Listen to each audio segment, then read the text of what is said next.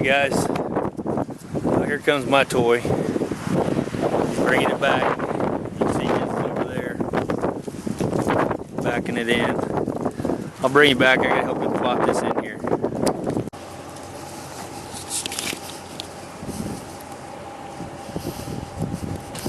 She's going home.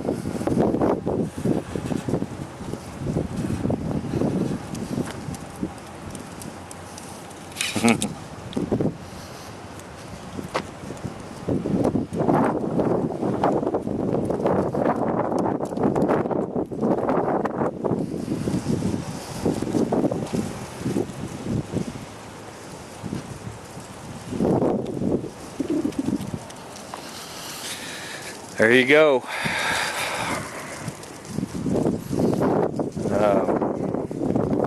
People ask if I'm going to be sad. I'm going to tell you, I'm not sad at all. It's been a long time coming for that thing to go, to get finished up. So I'm going to be super excited when it gets finished and he's driving it, and you know, that type of thing. But as a replacement, I got mine back, and I've forgotten how much I miss this car. And this is how he had it when he took it. I'll give you a little quick once over on it. Got centerline Convo Pros on it. They need to be cleaned. They're dusty, real bad dusty.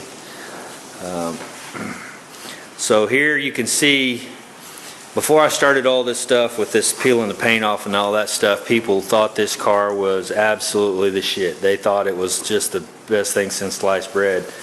And I did too. I've had this car for 15 years or more probably. And so, you know, driving it around, having a good time with it and everything. And then once I went into the paint and body shop, started working and seeing what real paint jobs look like, I started realizing when I come back to this, let's see if we can run you across some of that. You see that there? You see how much peel? Now this is single stage enamel paint, but there's just sand scratches all in it. It's shrunk up, dyed back. Orange peel is so bad, and I don't know how much that'll pick up, but you can see sand scratches under here. You can see they didn't even paint under here. It's like they could only get down this far and didn't do anything with this. It used to be blue, and you can see the paint just peeling off of it. So you see the difference, you know, between what I view as a good paint job now versus what this was and what I thought a good paint job was back when I first bought this. I mean, this stuff is multiple, super thick. It probably several, I don't know how many paint jobs, but I think it was originally, it was what do they call that blue? Not Marina blue, but hell, I forget now. But Le Mans blue, that's it. Oh, Le Mans blue. They pop riveted the quarters on it. So they put new quarters on it, or well, they put quarters here. They didn't do like I did his car up here. And they pop riveted this, and let me show you over here. It's a pop rivet. So they pop riveted, they just overlapped the panel and then pop riveted this on and then filled it with Bondo. And that's obviously super thick Bondo right there.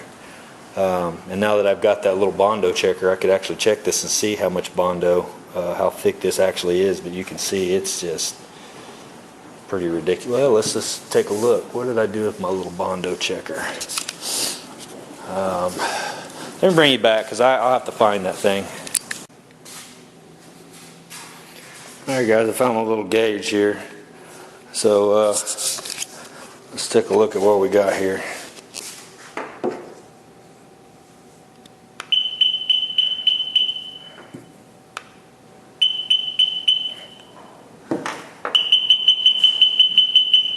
So that's an eighth of an inch, 16th and an eighth. The blue's a 16th. Got an 1/8 inch down through here. 16th. 16th. So it looks like they skimmed the car. Yep, not of there. 16th.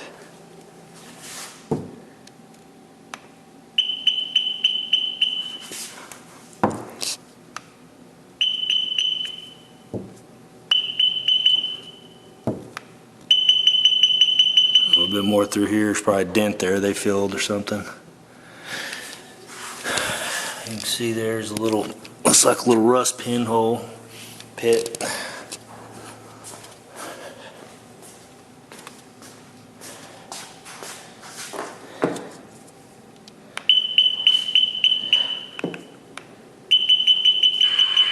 About an 1/8 inch through there. Looks like they had, because of the way this is right here, they had to fill all this in with filler to level that out. So yeah, I'll have to dig all that out of there. And you know what they say by the standards is an 1/8 inch is acceptable, which, man, that just seems like a whole lot of filler to me. That's, look at my finger, that seems like a lot more than an 1/8 inch, but so I can't even imagine what a quarter inch is twice that. So, geez, you see what happens here. These unibody cars, because they don't have a subframe underneath them, you put a big block or anything that's powerful, when it launches, it torques the body, and they all want to crack right here, and that's exactly what's happened. That's cracked, and they filled that with filler there, and so that filler is just cracked out in that area. So yeah, if you get one of these cars, you definitely want to get put subframe connectors underneath them if you're going to put any kind of power under them at all, or in them. So there's the door gaps on this, which don't look horrible. They're actually pretty tight, even too tight right here. That's probably way too tight, but I guess it's better than way too big. But this door's sticking way out too far. It's in here, out here, and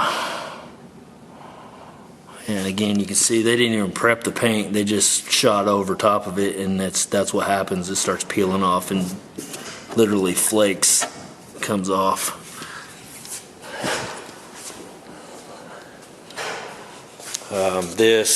I did this. I had a bunch of little rust pits through here, so I started poking on them, and they started breaking through. And I thought, well, I'm gonna get to the bottom of this, so I just started stripping away at the roof, and you can see what the original paint was here. And so yeah, I'll have to figure out what I want to do with this, whether I want to put a whole new roof skin on it or whether I want to just repatch this. But the rust continues back through here, so I'll probably end up having to take a lot of that channel out there to get back to the rust. Or probably the best thing to do is just put a whole damn new top on it. That way when I take the whole thing off, I can make sure I eradicate all the rust from this frame right here. The reason this looks as good as it does is because I took a wire wheel, and because that was all rust, completely rusted. What else? Let's take a look inside. Obviously I've stripped the interior out of it. I had the dash painted before I knew how to do body work and everything, and they did a pretty good job. I mean, you can see it's peeling and everything. I only paid like $125 to have that sprayed, so they really, for what I paid for it, was a pretty damn good deal. But I like the body color of the interior being the body color, and you can see on the 68s they don't have what he had on his. The 67s was painted, you know, all the way down the sides. Well, this is all door panel all the way up. So there's a difference. You see here the old blue color, how they painted that out. Floors in this are pretty good. There's not really any rust. There was some rust in the driver's side floor and I patched it, but I did a really shitty job, so I'll probably go back and redo that. It was right there and I pour 15'd over it, but I'll have to look at it from the bottom and see, but I pour 15'd that whole floorboard there basically. And you can see I went with the aftermarket gauges in here. I know a lot of people hate that. Those are Autometer Phantom gauges. I like them. I liked them, and you know, your taste changes as you age. I don't know that I would necessarily stay with that now. I don't mind it, but like I said, that's 15 or maybe even 20 years ago. Of course, I put a Momo steering wheel that matched everything, you know, which I thought was cool when I was a kid. So now as I get older, my taste is changing more, you know. So you can see these little guys. All this stuff is pretty much brand new. I bought all new. That was just sitting in there, but all the bezels are new. All that's new. Lighter and all that kind of stuff. Ignition. Got me a little 69 sitting up there. No, couldn't ever find a 68, but it's Velcroed. Little Velcroed hot rod on there. Just rides with me on the dash. But you can see the headliner's in decent shape for as old as it is. It's a pretty good old car. I think it's a good one to start, you know, doing what I did on the other one. I am going to mini tub this one though, because I just absolutely love the way a mini tub car looks. Yet I still like having a back seat, you know, for a passenger or whatever. So you're doing the full tub, I'm not really that interested in that because you take away your whole back seat. But yeah, nowadays you can mini tub them and they look stock. You can't even really tell. So pretty cool. You see the gaps there look pretty nice all the way down. So I'm gonna have to play with these too much, depending on whatever aftermarket panels I get. These are actually, gaps are too tight. That's too tight. That's not even, but yeah, I'd probably end up replacing this. I don't know. You guys tell me what you think on that. That was a whole lot of work. I will strip this down to bare metal and take a look at it, but I could always work this somehow and just redo what they've done and just weld this little piece instead of pop riveting this in. Which, what's crazy is this has worked. This car has been painted for God knows how many years. It literally worked. It just, you know, and I did every bit of this that you see. I did this with a grinder. I just went around it popping, trying to see how deep and you can see here where they welded it in. That panel comes right through there, comes up, and then turns into that. And it looks like they tried to weld just a little bit. Maybe they didn't have a very good welder, I don't know. They decided to pop rivet the rest of it. Anyway guys, this video is going to be really long, but I thought I'd take you guys along real quick and show you. Everybody always thought that was my Camaro that I was working on. It's not. We just swapped Camaros, so because he already had all the parts and panels and everything was ready to go, and I wasn't ready, and monetarily I wasn't ready. I didn't have the money to just dive into this, you know, and start stripping and buying mini tubs and everything else. So his project will help me fund either this one or the Blazer, depending on how I decide to go. And you can see this is a Firebird glass. So I need to roll that up. Yeah, there you go. That's my baby right there. She needs a lot of work, but I've had a lot of fun with this car over the years, and hope to have a lot more fun with it in years to come. Let's look at these gaps. Yeah, look how tight that is. That's just that's ridiculous. I mean, that's way too tight. I never paid attention to gaps until I got into restoration and started looking at stuff. This gap here it's literally too tight. I mean, it is what it is. I don't know if you can be too tight. It is. Okay, this one's quite a bit bigger, so that'll give me a little bit to be able to come this direction. Now here's something. There's a little bubble of some sort. That's probably rust under there that's trying to pop through. So yeah, she's gonna need a lot of work. So I'll take you guys along with me on that one. So the bad thing on this one is this damn paint is so thick, and I hate the sandblasting thing because then you get that media everywhere. I don't really want to do the paint chemical thing, so usually I kind of went with, the hell, I may be able to take this to the damn car wash and just start flinging this shit off with some high pressure, you know, because that stuff is, you can see it's already blown back. So who knows, it may just come off a lot easier than I think. But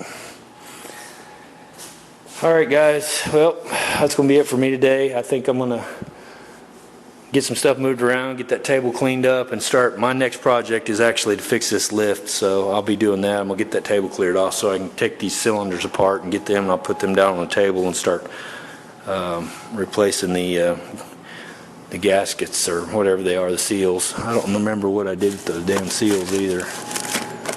See, that's where when you're unorganized like me, this is what happens. You lose all your shit. I got stuff everywhere and I don't know where the hell it is. So, all right guys, see you.